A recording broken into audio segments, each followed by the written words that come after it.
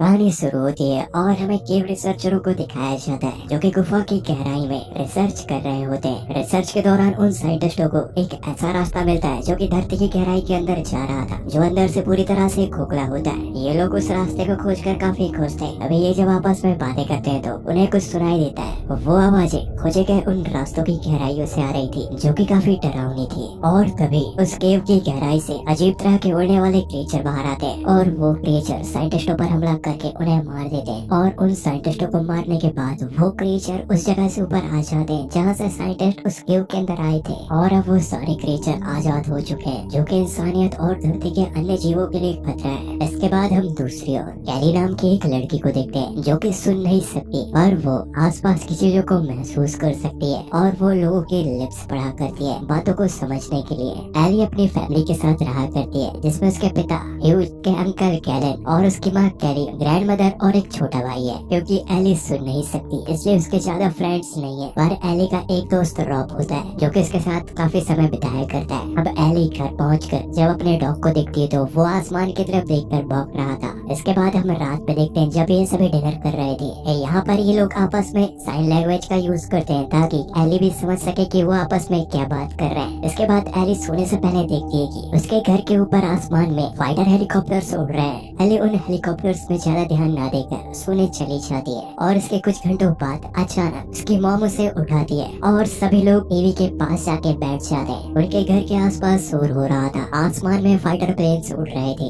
और यहाँ टीवी पे न्यूज चल रही होती है कि फिन्सबर्ग और फिलाडेल्फिया में अचानक से बहुत भारी मात्रा में लोग मर रहे हैं कुछ अजीब से उड़ने वाले क्रिएचरों की वजह से, और ये तेजी से फैलता जा रहा है। ये बात सुनकर ह्यूज की फैमिली डर जाती है। यहाँ ह्यूज का पड़ोसी गैरन भी पहुँच जाता है और तभी इन लोगों को न्यूज में इफेक्टेड एरिया से एक वीडियो दिखाया जाता है जहाँ पर एक लेडी अपने आप को बचाने के लिए अपने बच्चे के मुंह में टेप लगा दिया था और वो एक नोट लोगों को दिखाती है जिस पर लिखा था कि शोर बिल्कुल भी मत करना। ये सुनने के बाद ह्यूज अपने फैमिली मेंबर से कहता है कि सभी लोग अपने फोन को साइलेंट कर लो। टीवी पर वही प्राचीन केव भी दिखाया जा रहा था जहाँ पर साइंटिस्ट रिसर्च करने गए थे और वहाँ से उन अजीब से क्रिएचरों को आजाद कर दिया। और तभी अचानक टीवी ब्लैंक हो जाती है और इमरजेंसी ब्रॉडकास्ट चैनल चालू हो जाता है जहाँ पर बताया जा रहा था कि सभी लोग घर के अंदर रहना, अपने घर के दरवाजे और खिड़कियाँ बंद कर लीजिए और आवाज नहीं करनी है और घर से बाहर बिल्कुल भी मत जाइए। यहाँ ह्यूज का दोस्त गैलन अपने घर से औजार और हथियार लेके आना चाहता है ताकि अगर वो सारे क्रिएचर इन पर हमला करें तो वो बचाव कर सके। जिस पर ह्यूज कहता है कि नहीं, हमें बाहर नहीं जाना है। अभी अभी न्यूज में बताया गया है कि हमें घर के अंदर और शांत रहना है, पर ये लोग शहरी इलाके में रहा करते थे। जिस पर एली कहती है कि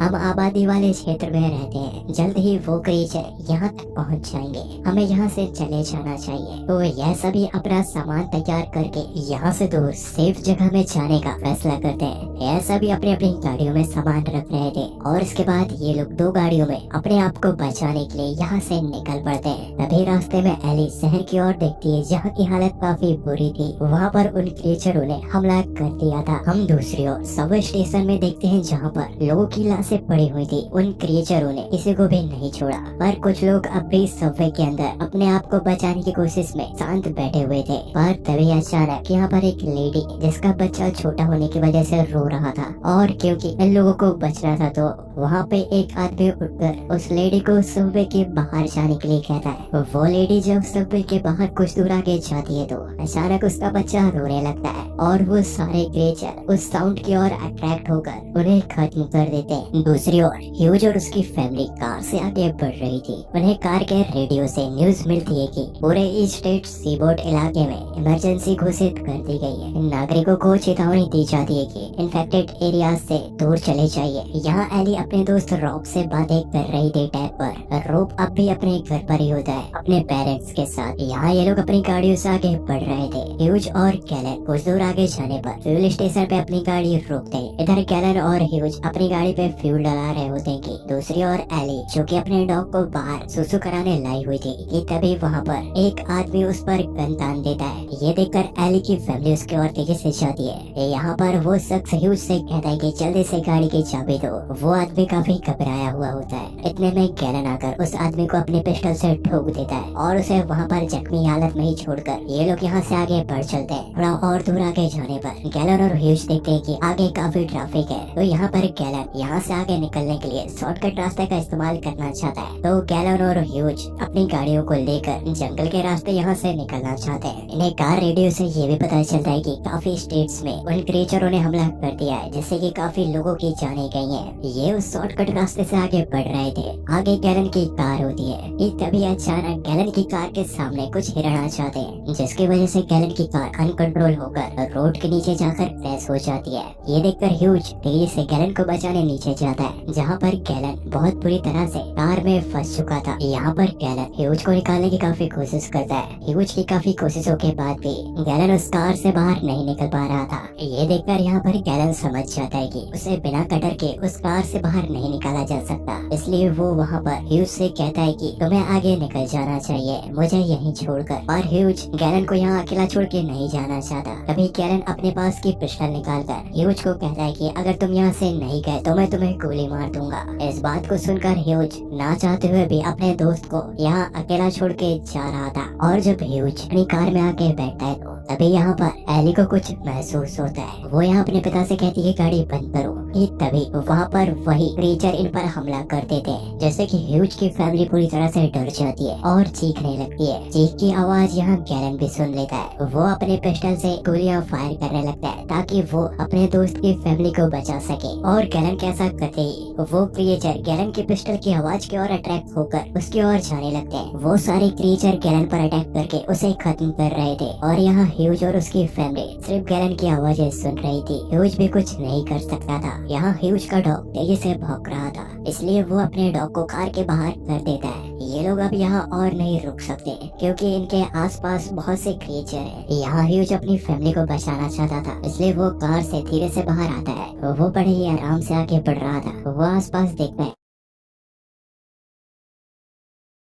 सकता था। यहाँ ह्यूज का डॉग तेजी से भौंक रहा था, इसलिए वो अपने डॉग को कार के बाहर कर देता है। ये लोग अब यहाँ और नहीं रुक सकते क्योंकि इनके आसपास बहुत से क्रिएचर हैं। यहाँ ह्यूज अपनी फैमिली को बचाना चाहता था, इसलिए वो कार से धीरे से बाहर आता है। वो बड़े ही आराम से आगे बढ़ रहा था। वो आसपास देखता है, उसे कोई क्रिएचर दिखाई नहीं देता कि तभी वहाँ पर एली की ग्रैंडमा कार के अंदर अस्थमा की मरीज होने की वजह से खांसने लगती है, जिसके कारण एक क्रिएचर इनकी कार के ऊपर आ जाता है और वो क्रिएचर कार को तेजी से स्क्रैच कर रहा था। हम उस क्रिएचर को ध्यान से देखें तो उसकी आंखें नहीं दिखाई दे रही थी। वो सिर्फ साउंड को महसूस करके उस ओर जाया करता था। यहाँ ह्यूज उस क्रिएचर को देख के समझ जाता है कि उसे क्या करना है और वो अपनी फैमिली को बचाने के लिए पास ही पड़ी एक लोहे की रॉड को दूसरी ओर फेंकता है, जैसे कि आवाज होती है और वो क्रिएचर उस कार से उड़कर फेंकी गई रॉड की तरफ चले जाता है। जैसे ही वो क्रिएचर वहाँ से जाता है तो यहाँ पर ह्यूज कार के अंदर आ जाता है और ये ज्यादा देर तक क्योंकि कार में नहीं रह सकते तो इसलिए इन्हें यहाँ से जाना था। ह्यूज यहाँ पर अपने दोस्त गैलन को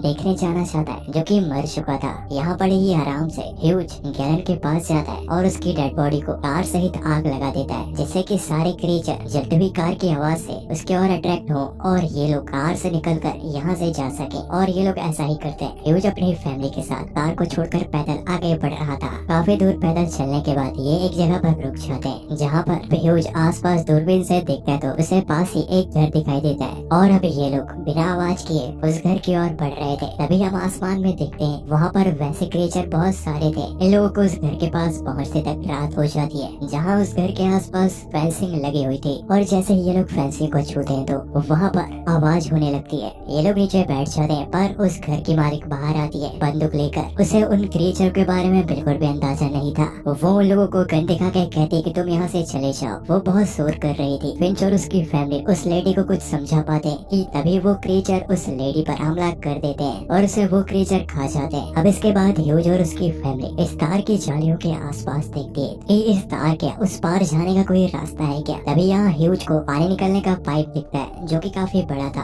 और ह्यूज अपनी फैमिली को वहीं रुकने के लिए कहता है और वो उस पाइप के अंदर जाकर चेक करता है कि वो सेफ है या नहीं। वो बड़े ही आराम से पाइप के उस पार तो निकल जाता है और उस पाइप के अंदर एक स्नेक था जिसे ह्यूज नहीं देख पाता। ह्यूज पाइप के इस पार आने के बाद घर के अंदर जाके चेक करता है कि कोई और इंसान तो नहीं है। जहाँ पर उसे कोई भी दिखाई नहीं देता तो वो अपनी फैमिली को इशारा करके एक एक करके अंदर आने के लिए कहता है। जब ह्यूज की फैमिली उस पाइप के अंदर आती है तो कुछ दूर आगे आते ही ह्यूज के बेटे को स्नेक दिखाई देता है और अब क्योंकि पूरी ही फैमिली उस पाइप के अंदर थी तो आवाज होते ही वो क्रिएचर इन पर हमला करने लगते हैं। सबसे लास्ट में ह्यूज की वाइफ कैली होती है जिसके पैर को वो क्रिएचर जख्मी कर रहे थे। ये देखकर ह्यूज अपना दिमाग लगाकर पास ही खड़ी एक हार्वेस्टिंग मशीन को चालू कर देता है जिसकी आवाज सुनकर ह्यूज की फैमिली को छोड़कर उस हार्वेस्टिंग मशीन के अंदर जा रहे थे और वो एक एक करके मर रहे थे। ये लोग कैली को मिलकर उस घर के अंदर लाते हैं। कैली काफी जख्मी हो चुकी थी पर यहाँ एली की जो ग्रैंडमा होती है वो नर्स थी तो वो कैली का ट्रीटमेंट कर रही थी और ये लोग इसके बाद उस घर के अंदर चैन की सांस लेते हैं। हम एली को देखते हैं जो अपने दोस्त रॉब से बात कर रही थी जहाँ पर वो एक जगह पर छुपा हुआ था।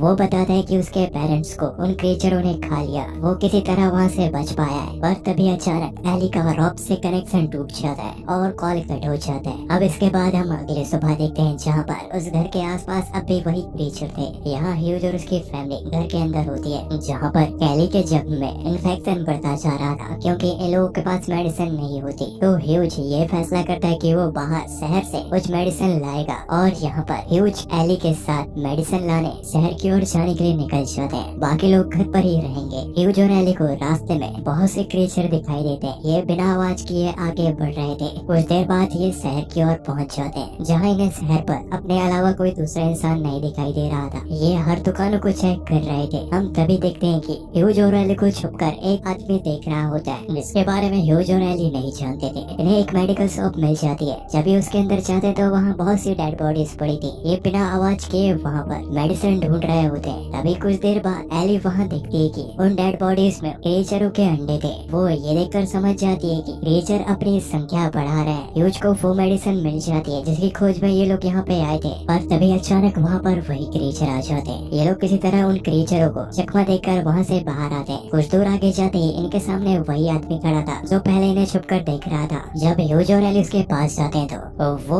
एक नोट में ये लिख के बताता है कि क्या तुम हमारे साथ ज्वाइन होना चाहते हो। पर ह्यूज और एली ऐसा कुछ नहीं चाहते थे इसलिए वो उसे वहीं छोड़कर चुपचाप आगे बढ़ते हैं। ये लोग आगे बढ़ रहे थे तो अब हम उस आदमी को देखते हैं जिसकी जबान नहीं थी। अब यहाँ ह्यूज और एली घर तक पहुँच जाते हैं जहाँ एली को अपने टैब से ये पता चला होता है कि इन क्रिएचरों को ठंड बिल्कुल भी पसंद नहीं है इसलिए आर्टिक सर्कल में अब भी लोग बचे हुए। अभी घर के बाहर वही आदमी दिखाया जाता है जिसकी जबान नहीं थी। उस आदमी ने अपने साथ कुछ और लोगों को लेके आया होता है। वो आदमी फिर से ह्यूज को नोट में ये लिख के बता रहा था कि तुम हमारे ग्रुप को ज्वाइन कर लो। इसके जवाब में ह्यूज उस आदमी को कहता है कि तुम यहाँ से चले जाओ और प्लीज हमें तुम अकेला छोड़ दो। पर वो आदमी ह्यूज की बात नहीं मान रहा था। वो एली को यहाँ से ले जाना चाहता है। इस बात को सुनकर ह्यूज उस पर गन तान देता है और उसे यहाँ से जाने के लिए कहता है। इसके बाद हम रात पे देखते हैं जहाँ पर एली को रॉब का मैसेज आता है।